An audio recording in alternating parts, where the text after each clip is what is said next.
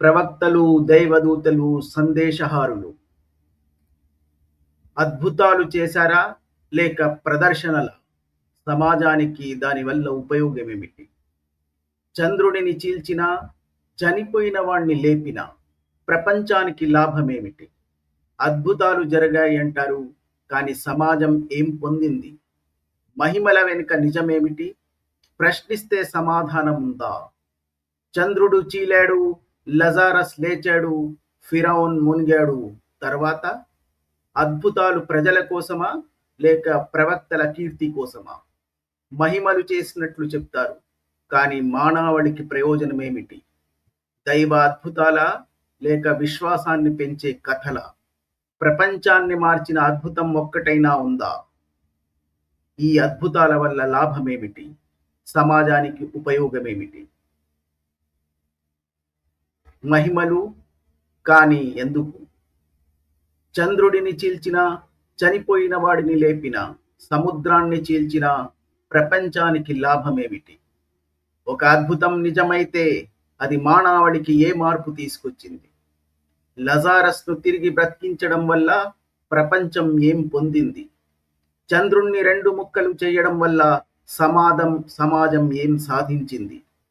ఫిరౌన్ను సముద్రంలో ముంచడం బదులు అక్కడిదక్కడే ఓడించి ప్రజలను విముక్తులను చేయలేరా? ఇది విశ్వాసులు అడగని ప్రశ్నలు కావచ్చు, కానీ చరిత్రను, అద్భుతాలను తర్కంతో పరిశీలించే ప్రతి ఒక్కరూ అడగవలసిన ప్రశ్నలు. అద్భుతం జరిగింది అనే ప్రశ్న కంటే ఆ అద్భుతం మానవాళికి ఏం ఉపయోగపడింది అనే ప్రశ్నే మరింత ముఖ్యం.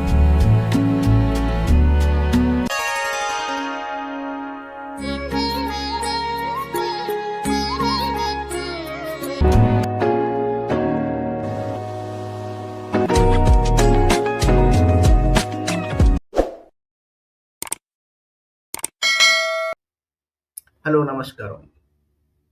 ఖురాన్ అన్న గ్రంథంలో ఈ స్వయం ప్రఖ్యాపిత ప్రవక్త ముహమ్మద్ ఏ అద్భుతము చేయలేదని, ఏ చమత్కారము చూపించలేదని ఖురానే సాక్ష్యమిస్తుంది. ఖురాన్లో పలు సందర్భాల్లో అక్కడున్నటువంటి బహుదైవారాధకులు, యూదులు పదే పదే ప్రవాచకత్వాన్ని నిరూపించుకోవడానికి వాళ్ళు కొన్ని అద్భుతాలు లేకపోతే చమత్కారాలు చేసి చూపిస్తే మేము నిన్ను ప్రవక్తగా అంగీకరిస్తామని వాదించారు. కానీ ఆ ప్రవక్త ఒక్క చమత్కారం కానీ, ఒక్క అద్భుతం కానీ వాళ్ళ ముందు చూపించను లేదు, అది వాళ్ళ ముందు ప్రదర్శించను లేదు. తన యొక్క ఆ దివ్య శక్తిని ఉపయోగించి ఏ ఒక్క సాక్ష్యం కూడా ఇవ్వలేకపోయారు. సరే, అది కానీ ఇది ఖురాన్లోనే ఉన్నటువంటి విషయం. కానీ ఈ విశ్వాసులు ఎవరైతే ఉన్నారో, ప్రవక్త ముహమ్మద్ చాలా అద్భుతాలు చేశారని, చాలా చమత్కారాలు సృష్టించారని పుంఖానుగా కథలుగా చెప్తూ ఉంటారు. అందులోనే ఒకటి చంద్రుణ్ణి 2 ముక్కలు చేశారని. ఈ ప్రవక్త చంద్రుడిని 2 ముక్కలు చేశారనే ఒక గొప్ప చమత్కారం, అద్భుతంగానే ఈ విశ్వాసులు ప్రచారం చేస్తారు. ఖురాన్ ఏమో దాన్ని నిషేధిస్తుంది. ఖురాన్లో కేవలం ఆ ఒకే ఒక్క వాక్యం. ఎందుకంటే విశ్వాసులు ఏదైనా చిన్న లొసుగు కనిపిస్తే దాన్ని పట్టుకొని కథలు అల్లుకోవడంలో అగ్రగణ్యులు గనుక ఖురాన్లో వచ్చినటువంటి ఒక వచనం ఇఖ్తరబతి సాఅతు వన్షక్కల్ ఖమర్. దీనికి అర్థం ఏమిటంటే ఆ ఘడియ దగ్గరికి వచ్చింది, చంద్రుడు పూర్తిగా చీలిపోయాడు. దీన్ని ఈ ప్రవక్తకు అంటగట్టి ఆ ప్రవక్తే చంద్రుణ్ణి 2 ముక్కలు చేశారని కథల మీద కథలు సృష్టిస్తూ ఉంటారు. సరే, అది వేరే విషయం, ఎందుకంటే ఖురాన్లో అలా చెప్పబడలేదు. ఇంకొకటి, ఎప్పుడైతే ఈ భూమి అంతమయ్యే ఘడియ దగ్గరికి వస్తుందో అప్పుడు ఈ చంద్రుడు 2గా చీలిపోతాడు అని ఆ వచనం యొక్క అర్థం. కానీ వీళ్ళు దాన్ని ఒక అద్భుతానికి, ప్రవక్త చూపించిన చమత్కారానికి అంటగడుతూ ఉంటారు. సరే, మనం ఒక నిమిషం వాదన కోసమైనా కనీసం ఏదైనా ఒక అద్భుతం చేశారని తీసుకున్నా కూడా, కేవలం ప్రవక్త ముహమ్మద్ మాత్రమే కాదు, మూసా, ఫిరౌన్ యొక్క సైన్యాన్ని సముద్రంలోకి ముంచేశాడని, ఈసా లజారస్ అనే తన శిష్యుడిని మరణించిన తర్వాత మళ్ళీ లేపాడని, ఇలాంటి కథలన్నీ మనం చూస్తూ ఉంటాం. ఇవి ఏ చమత్కారమో ఏ అద్భుతమో ఎప్పుడో జరిగిందా లేదా అన్నదానికి ఒక్క సాక్ష్యం లేదు. కానీ ఒక్క నిమిషం మనం ఒకవేళ వాదన కోసం ఇవి నిజంగానే చేసి చూపించారు అనుకున్నా కూడా, ఇలాంటి అద్భుతాలు చమత్కారాలు చేసే వాళ్ళను మన ఇప్పుడున్నటువంటి ప్రపంచంలో ఏమని పిలుస్తారో తెలుసుగా మీకు అందరికీ? మాంత్రికుడు అంటారు, లేదా మెజీషియన్ అని పిలుస్తారు. పోనీ ఈ అద్భుతాలు వాళ్ళు చేయడం వల్ల ఆ సమూహానికి గాని ఇప్పుడు గాని ఏదైనా ఒక ప్రయోజనం ఉందా? ప్రయోజనం చేకూరిందా? ఇప్పుడు ప్రవక్త ముహమ్మద్ అక్కడ ఏడారి ప్రాంతంలో వాళ్ళు ఒక సెలయేరును సృష్టించమని ఆ ప్రవక్తను వాళ్ళు అడిగారు. కానీ ఎందుకంటే ఒకవేళ అక్కడ ఏడారి ప్రాంతంలో నీళ్లు లేక అవస్థ పడుతున్నారు కనుక, అక్కడ కనుక ఒక సెలయేరును సృష్టించగలిగితే మీ ఆ దివ్య శక్తి ద్వారా అక్కడ వ్యవసాయం నడుస్తుంది, జనాలకు నీటి యొక్క క్షామం తీరుతుంది. ఈ మలినాన్ని 3 రాళ్లతో తుడుచుకోవడం కంటే నీళ్లతో కడుక్కోవచ్చని చాలా మంది విశ్వసించవచ్చు. దానికి బదులు చంద్రుణ్ణి 2 ముక్కలు చేసి ఏం సాధించారు? దేనికి ప్రయోజనమైంది? ఆ సమూహానికి గాని సమాజానికి గాని ఏదైనా ప్రయోజనకరమైనటువంటి చర్యనా? దానితో సాధించింది ఏమిటంటే ఏమీ లేదు. కేవలం ఈయనని ఇప్పుడు అద్భుతాలు చేయగలిగినటువంటి వ్యక్తి అని నిరూపించుకోవడానికి ఈ విశ్వాసులు పడుతున్నటువంటి అవస్థల్లో నుంచి పుట్టినటువంటి కథ అది. ఒకవేళ చేసినా కూడా అలాంటి వాళ్ళు మాంత్రికుడు అంటారు తప్ప ప్రవక్తల అవసరం లేదు. ఈ లజారస్ ను మరోసారి, లజారస్ ఎవరు? యేసు యొక్క శిష్యుడు. అతను నిజంగా చనిపోయిన తర్వాత లేపబడ్డా అన్నదానికి ఏ సాక్ష్యం లేదు. సరే, వాదన కోసం ఒక నిమిషం మనం ఆసక్తి యేసుకు ఉందనే భావించిన, దానివల్ల ఈ లజారస్ మరణించిన తర్వాత ఉన్న జీవితాన్ని చూసి వచ్చి గొప్ప వేదాంతిలాగా, లేకపోతే గొప్ప ప్రయోజకుడిక లాగా, లేదా ప్రపంచానికి ఏదైనా గొప్ప విషయం బోధించే వ్యక్తిలాగా మారాడా? ఏమీ లేదు. లేదా అతని జీవితంలో ఏదైనా గొప్ప విషయాలు జరిగాయా? అద్భుతాలు జరిగాయా? ఏదైనా తనను తాను మార్చుకున్నాడా? సమాజాన్ని మార్చగలిగాడా? ఏమీ లేదు. నాలిక గీసుకోవడానికి కూడా అది పని చేయదు, అది ప్రయోజనకరంగా మారలేదు. కేవలం యేసును అద్భుతాలు చేసేవాడు, మరణ తర్వాత లేపగలిగేవాడు అనే ప్రచారం జరిగింది తప్ప ఆ చర్య వల్ల ఎవరికీ ఏ ప్రయోజనం జరగలేదు. మూసాకు ఒకవేళ ఇంత దివ్య శక్తి ఉన్నట్లయితే ఆ ఫిరౌన్ను అక్కడే ఓడించి అతన్ని తరిమి కొట్టేసో, లేకపోతే అతన్ని ఓడించో, అతన్ని చంపేసో వాళ్ళందరినీ విముక్తులు చేయొచ్చుగా. సముద్రం వరకు పరిగెత్తడం ఎందుకు? ఇవన్నీ తార్కికపరమైనటువంటి ప్రశ్నలు వస్తాయి. దీనికి మత విశ్వాసులు ఏ మాత్రం సమాధానం చెప్పలేరు.